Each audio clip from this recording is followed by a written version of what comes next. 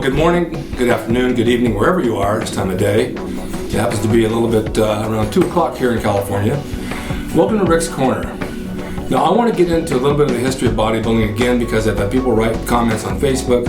We want to hear more, we want to hear stories. I have a lot of stories over the past 70 years that I've seen in bodybuilding in a lot of gyms, a lot of ones down in Venice, of course, with all the old guys. And there's stuff today, too, that kind of replicates that the same way. You can go from gym to gym over the years. When I did wrestling, you can see the same characters in each gym. You have the guy that doesn't work out properly, you have the one that talks too much, the one that thinks he's a big shot around the gym. These happen in all gyms, and they duplicate themselves year after year after year after year after year. Well, I posted a picture, this one, of the Golden Era boys, as you see right here. And I had it on Facebook, and this is a big piece of history. This is a piece of art that will always go down in the history books because there's only one of a kind like this. And when we did this shoot, I happened to get the negative, and so I have the original photo. Now, the original photo said Warner Brothers Records on it, and here's how it came about. In Gold's Gym back in the days of 69, 1970, 71, there was a payphone on the wall. There was no cell phones, there was no internet, there was no email, just payphones or home phones. Well, the payphone would ring and no one would ever answer it, calling Gold's Gym. 9 times out of 10, it was a studio looking for bodybuilders. It could be anybody for it could have been a game show, it could have been a series, it could have been a film, it could have been anything. They wanted bodybuilders. They called them muscle guys. We need some muscle guys for some project we're shooting. Now, Zabel was in the gym, he managed it, he would never answer the phone. He says, they'll call back. The phone would ring, he's laying there in a barber's chair sleeping with his dark glasses on. Zabel, the phone's ringing. Yeah, they'll call back. No one would answer it, so I would answer it. And they would say, is this Gold's Gym? I said, yes. I said, we're looking for some bodybuilders for a show or for a shoot. Can you send us down a half a dozen guys willing to work for a couple of days for X amount of dollars, like several $100s here and there? I said, sure. Get the address, get the phone number, round up a group of guys, and go. This happened all the time. This is how we got the movie work, because Gold's Gym was the get-to place, you go-to place. You go there to find the guys you want as bodybuilders. So Warner Brothers Records was shooting a shoot, and they wanted some guys for a layout, and they were going to have the record albums held in front of us like you see in the photo. Now, we took the guys that you see, and someone had commented, well, those 2 guys aren't bodybuilders, they shouldn't be on that photo. You should have Doug Brignoli, you should have this one, you should have Frank Zane. These guys weren't available. Now, you took who was in the gym at the time. If you weren't in the gym, you didn't get the work. The way with Hollywood, they want you right now. They don't want you tomorrow, they don't want you the next day. You better come now or you don't get the job. So the guys that were in the gym were able to go down and grab the work. Now there could have been 20, 30 more guys down there that weren't available, so they didn't go down and get the job. Now the 2 that we took, Lauren Frank in the middle and Seymour Koenig, the one that says it needs to shave his chest. Lauren Frank was a powerlifter. He was training for wrestling. He wasn't a bodybuilder, but they needed another body, so they put him in there. Seymour, for example, now this guy was in movies years ago. He was very, very well built. He did Hercules and the Three Stooges, a lot of films. He went into pro wrestling for many, many years, and then he became a chiropractor. What you see there, at that point, he was probably in his late 40s or 50s. He just was trained every day, ran on the beach. He was in good shape, but he wasn't really into bodybuilding anymore, but he fit the bill for what they wanted. That's how he ended up in that picture.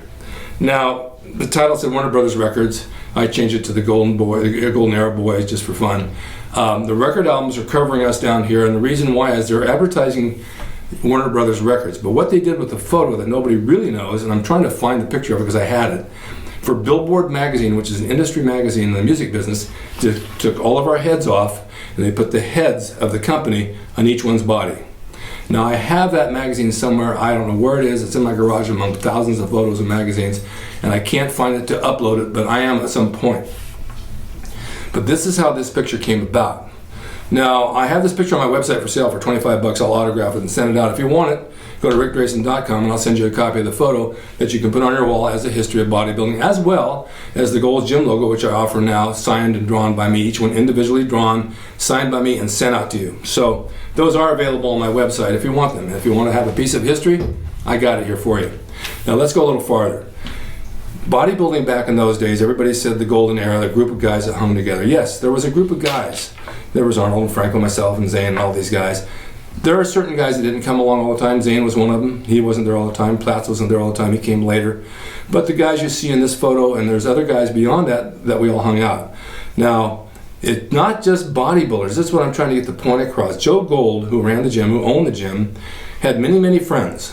Some were bodybuilders, some just worked out, some were just guys that worked in the movies, some were just handball players or whatever. But we were all hung together. They didn't have to be separated as bodybuilders and regular guys on the street. We were all friends. So when you talk about the bodybuilding era and those guys shouldn't be in photos, well, they were all part of the gym. These were a big part of our life. We had Einar the plumber, who was a friend of Gold's, a big fat guy. Bugsy Siegel, who would drink a pint of vodka before he trained with a quart of milk, come in and do one-arm bench presses. Here's a picture of him. Looked like a Chicago gangster. You had Bug-Eyed Louie, who would always look at your watch to see what kind of watch because he collected them. Chuck Culver's we called the Gopher. We had Seymour, who was called the Snail. Joe had nicknames for all these guys that would come in the gym. The funny thing is that we all hung together. We didn't say, well, just Arnold in this group. We were all the group. And so I think you see that in a lot of gyms today. There's different people everywhere, and you're friends with everybody. It's not like high school where you had the clique of friends and then the other people didn't associate.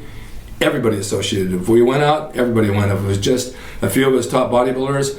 Now, don't get me wrong here. I was bodybuilding, but I was wrestling, so I wasn't competing. I competed at first, and then I said, no, I've got to make money. I'm going to make it in the ring rather than bodybuilding, because bodybuilding is just going to give me trophies that I have in the garage that are all broken. I want to put my body where it's going to make me money.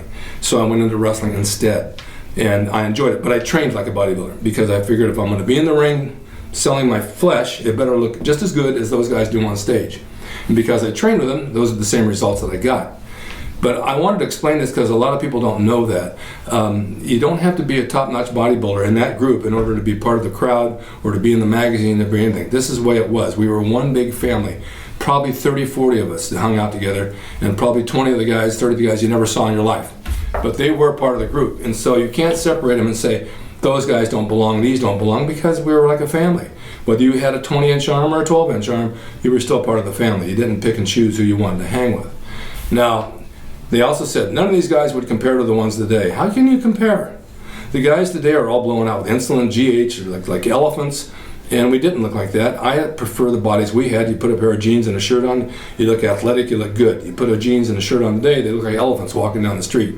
There's nothing pleasing about that build, and you guys all know it. You guys all want to go back to the 70s era of bodybuilding and get bodies like that. We trained basically, and we ate right properly, and that's what it was all about. It was a lifestyle. Even before us in the 40s and 50s, bodybuilding was a lifestyle. Steve Reeves and all those guys, Dick Dubois, they were all guys who trained and they ate properly, and it was all about getting in the sun, getting a nice tan, and staying healthy. Today it's about being huge, the bigger the better, and doing spray tan and doing everything artificial to be what you are today. And it's just not the same thing. You can't compare them. So I just wanted to make that clear. There are more stories. Like I said, Joe Gold built the gym. He built it for people who trained in Venice Beach, and during bad weather he said, I need guys indoors. He built a cinder block building there on 2210 Main Street, which is the mecca of Gold's Gym. Now, he built it because he wanted to get the guys out of the bad weather. He charged $40 a year to train there. If you didn't have the money, he said, don't worry about it, pay me later. This is how he was. It wasn't a big gym, it was very small, and how it became famous, and someone asked me, how did this gym become the mecca of bodybuilding? What happened was, Seymour and those guys from the earlier days trained there, Zabo. They were all on the Mae West Review. Mae West is a very well-known old-time actress who did a Las Vegas dance show. And she would hire bodybuilders around her to be part of her group. And she would come in and say, oh, all this meat and no potatoes. She had all these one-liners. And those guys were a part of that group. So they trained together. Now, they were with her for quite a while, and then they'd be at the beach and training. And then Joe Weider came down one day because Dave Draper was training there, and Dave was working for Joe in the warehouse, shipping out products. He had a very small warehouse in Santa Monica.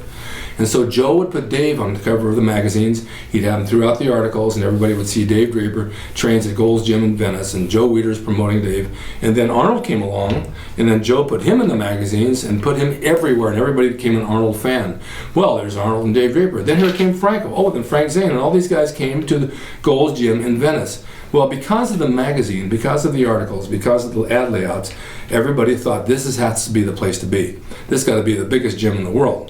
So everybody came from all over Europe, all over to train at that gym, to meet Arnold, to meet all the guys, and it became a mecca because people would come and go for a week, they go back to Europe, they go where they came from, come for another week, and people kept coming and going and coming and going. So of course, because of that, Joe came down with his camera crew, he took pictures in the gym, put them in the magazine, and you know how it works. It just rolls over and becomes more popular, and more popular.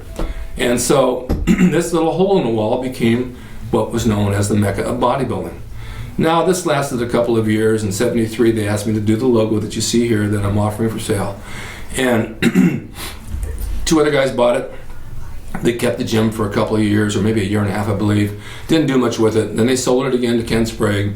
Ken Sprague decided to sponsor a bodybuilding contest by Gold's Gym, and so he started putting the banners out and the logo and this and that.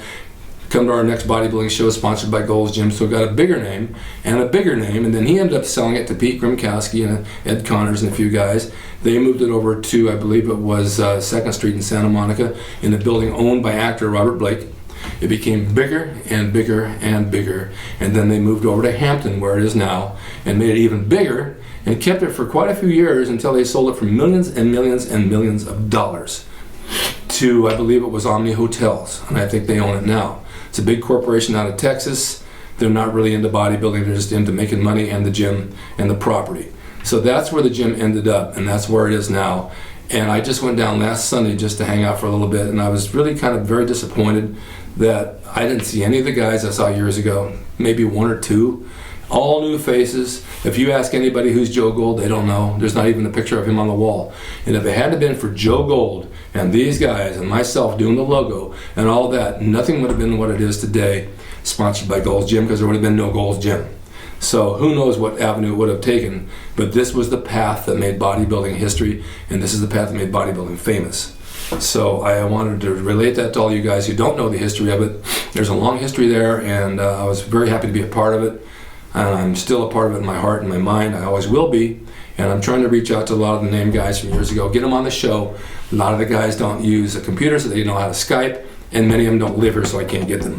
But I am trying. So I just wanted to give you guys that story. It's a good story. I could probably elaborate on it more, but I'm running out of time. But if there's anything you want to know, write to me and ask me more questions, and I'll put it on more shows. How's that sound? Anyway, that picture's available on my website, rickdrasin.com. I also have a logo available. You'll see that on there, on my Facebook if you want to go there, on my Twitter, and stay in touch with me. And you guys are great fans. I love you. And stay tuned for the next Rick's Corner. See you next time.